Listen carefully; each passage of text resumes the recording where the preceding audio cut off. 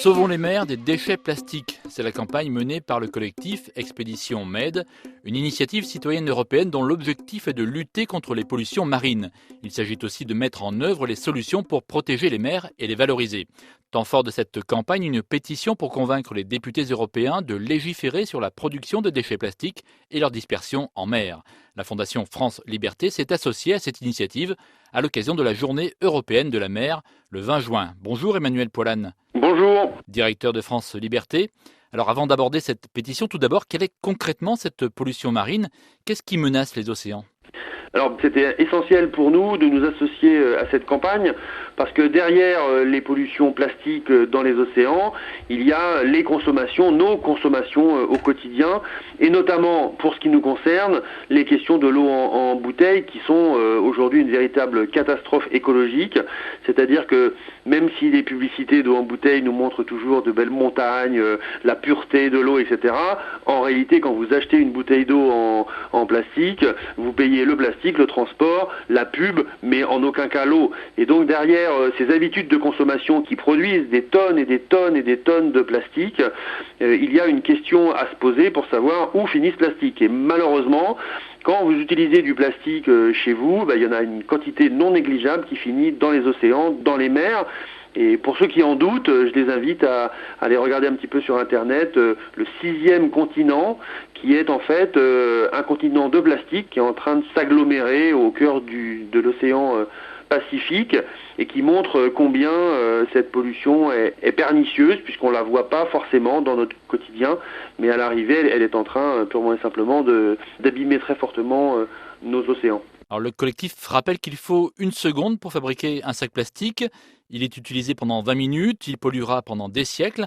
Ce sont des véritables bombes à retardement pour le milieu marin. Absolument, c'est une vraie bombe à retardement et c'est une bombe à retardement qui est récente. C'est-à-dire qu'on oublie souvent que le plastique est un matériau qui est très récent. C'est-à-dire que nos grands-parents avaient très peu de choses en plastique. Et donc derrière cette pollution, il y a quelque part une explosion exponentielle de ces pollutions puisqu'on sait qu'aujourd'hui, avec les déchets plastiques présents dans les océans, on pourrait recouvrir la planète de plastique. Donc il faut absolument qu'on se pose des questions dès maintenant. Et c'est le sens de cette campagne pour dire à la fois aux consommateurs qu'il y a matière à faire autrement, qu'on peut consommer l'eau du robinet, qu'on peut utiliser des gourdes, qu'on peut utiliser d'autres modes que forcément de l'eau en bouteille en plastique.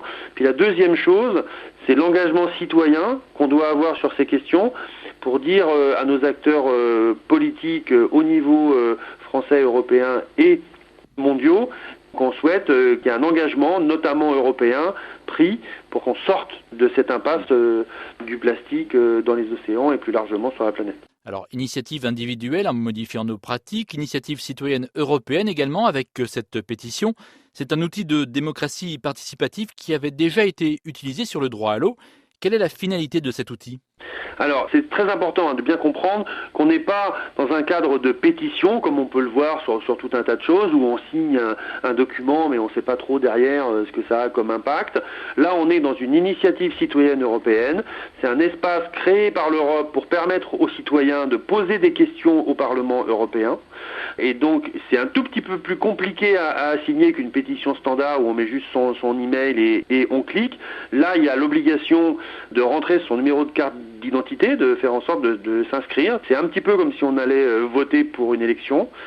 Mais derrière cette initiative citoyenne européenne, si elle se concrétise, et ça a été le cas pour la première initiative citoyenne européenne sur le droit à l'eau pour tous, qui avait fait l'objet d'1 800 000 signatures, et donc derrière cette ICE, c'est tout un tas de débats qui avancent et qui permettent de faire évoluer les législations. Une des victoires de l'ICE sur le droit à l'eau à l'époque, c'était notamment d'avoir fait retirer l'eau de la question de la résolution sur les délégations de services publics en Europe et de faire que l'eau ne soit pas concernée par ces questions-là. Donc c'est l'occasion en fait pour les citoyens européens d'impacter concrètement sur l'évolution des politiques européennes. Alors cette campagne Stop Plastic in the Sea, sauvons les mers des déchets plastiques, espère récolter 1 million de signatures d'au moins 7 pays de l'Union européenne. Sur quoi doit-elle aboutir? Quelle est la demande vis-à-vis de la Commission européenne? Donc là, l'objectif vis-à-vis de la Commission européenne, c'est clairement de faire en sorte qu'il y ait un engagement de l'Europe pour réglementer et encadrer la production, la consommation et l'importation de plastique. Ensuite, il y a une véritable volonté de favoriser d'autres modes de plastique qui soient recyclables, qui soient biodégradables, et puis faire évoluer les normes pour que les acteurs industriels ne se satisfassent pas de la simplicité du plastique qu'ils utilisent aujourd'hui, mais aillent plus loin dans la possibilité qu'ils ont d'utiliser des matières qui sont moins nocives pour la planète. Alors après, il ne faut pas penser que la réussite de l'ICE va en elle-même tout transformer, mais par contre c'est un moyen de pression non négligeable des citoyens. Moi c'est ce que je trouve formidable sur ce système, ça donne une vraie parole aux citoyens pour s'exprimer et faire en sorte d'être entendus par le Parlement et par la Commission européenne. Et donc la pétition Stop Plastic in the Sea est à retrouver notamment sur le site de France Liberté, france-liberté.org. Merci Emmanuel Poilane. Merci. Monde solidaire à retrouver sur fréquence-terre.com. Philippe Bourri, Fréquence Terre. Retrouvez et podcastez cette chronique sur notre site fréquence-terre.com.